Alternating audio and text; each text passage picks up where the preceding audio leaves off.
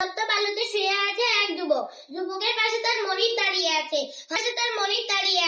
হযরত আবু বকর রাদিয়াল্লাহু তাআলা আনহু বললেন, কি করেছে এই যুবক? কেন তাকে শাস্তি দেওয়া হচ্ছে? পা রাখা কঠিন সেই বালুর উপর দিয়ে হেঁটে চলেছেন হযরত আবু বকর রাদিয়াল্লাহু তাআলা। তিনি শুয়ে আছে এক যুবক।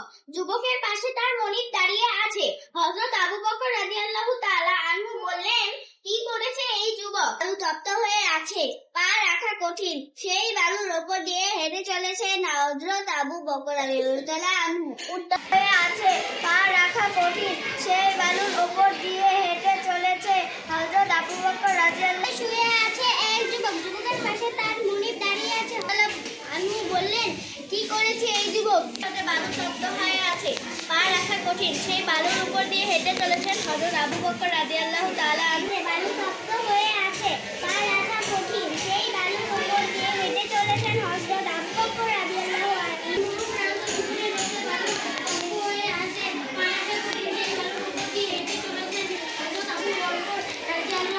আনহু। তিনি দেখলেন বালুতে শুয়ে আছে এক যুবক। কি করেছে এই যুবক? এই যুবক কেন তাকে শাস্তি দেওয়া হচ্ছে? সেই বালুর উপর দিয়ে হেঁটে চলেছে হযরত আবু বকর রাদিয়াল্লাহু তাআলা আনহু। তো বালুতে শুয়ে আছে এক যুবক। যুবকের পাশে তার মনিব দাঁড়িয়ে আছে। আর এখন বলি, সে বালুর উপর দিয়ে হেঁটে চলেছেন হযরত আবু বকর রাদিয়াল্লাহু তাআলা আনহু।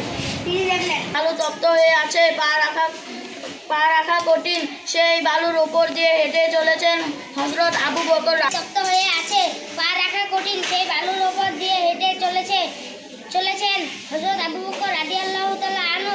বালু তপ্ত হয়ে আছে, পা রাখা কঠিন সেই বালুর উপর দিয়ে হেঁটে চলেছেন হযরত আবু বকর রাদিয়াল্লাহু তাআলা আনহু। দুপুরে রোদে বালু তপ্ত হয়ে